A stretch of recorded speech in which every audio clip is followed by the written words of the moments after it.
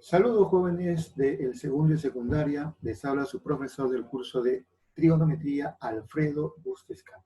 Viendo el día de hoy el siguiente tema que trata sobre los triángulos rectángulos, específicamente de un teoremita muy importante que es el teorema de Pitágoras. Bien, comencemos la clase de una vez. Bien, veamos entonces aquí a continuación lo que es un triángulo rectángulo. Fácil, un triángulo rectángulo es aquel triángulo que tiene un ángulo recto y solamente uno. Tal como mostramos en la figura, este triangulito, el triángulo, aquí está, A, B, C, recto en C, es un triángulo rectángulo, ¿de acuerdo? Vamos a colocarle a los lados B, C, perfecto, y A, ¿ya? Bien, ¿qué se cumple en todo triángulo rectángulo? Primero, en todo triángulo rectángulo hay un ángulo recto, un ángulo cuya medida es 90 grados, ¿de acuerdo? Ahí está.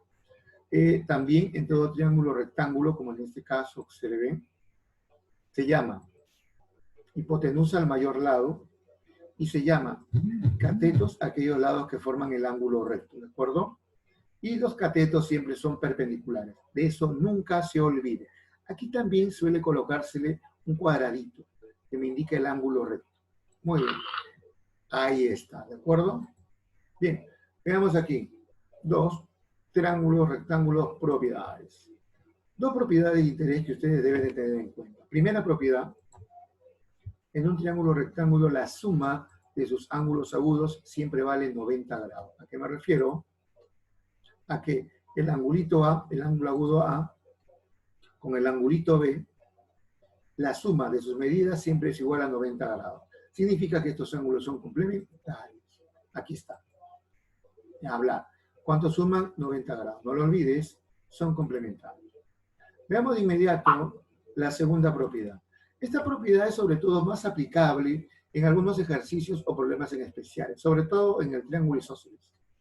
¿Qué sucede con esta propiedad? Que la altura, la perpendicular trazada desde A hacia el lado desigual de mi triángulo, esta altura, ¿qué cosa es? Hace, divide mi triángulo en dos triángulos rectángulos iguales. Eso me dice esta propiedad. El angulito en B es exactamente igual al angulito en C, ¿de acuerdo? Y que por lo tanto BM es igual a MC. Ahí está. No te olvides. ¿Dónde se cumple esto? ¿Dónde se verifica? En un triángulo rectángulo. Bien, veamos entonces a continuación lo siguiente, ¿no es cierto? Muy bien, triángulos ABM y AMC son iguales, no lo olvides. Bien, continuemos, campeones. Aquí está. Acá viene lo del teorema de Pitágoras. En todo triángulo rectángulo siempre se cumple que la suma de los cuadrados de la longitud de los catetos es igual al cuadrado de la longitud de la hipotenusa. No lo olvides, por favor. Es un teorema muy importante. Triángulo rectángulo, aquí está. ABC, muy bien.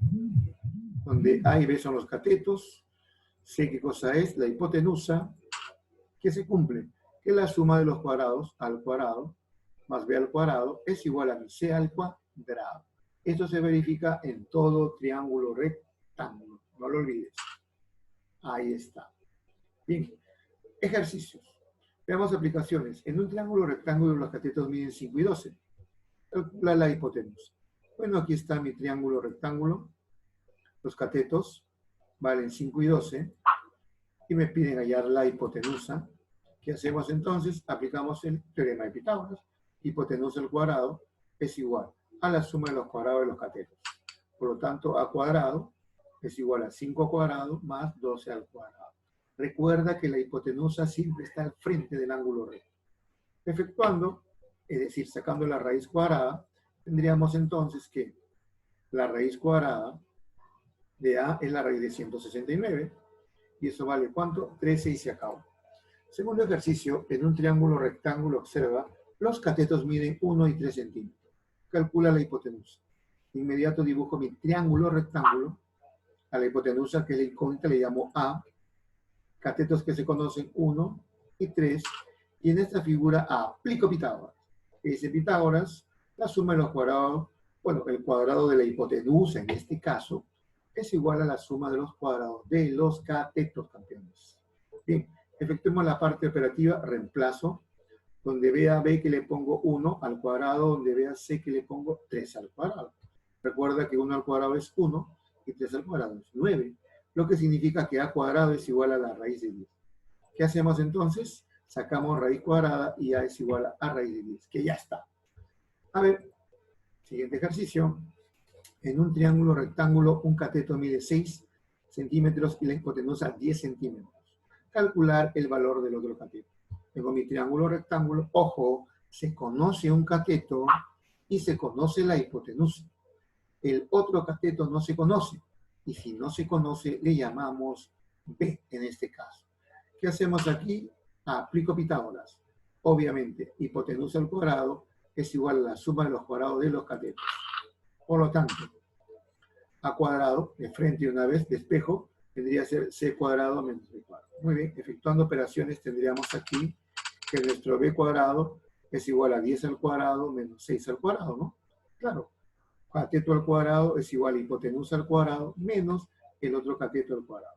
Efectúo la parte operativa, 10 al cuadrado, recuerda, 10 por 10, 100, menos 6 al cuadrado, 36.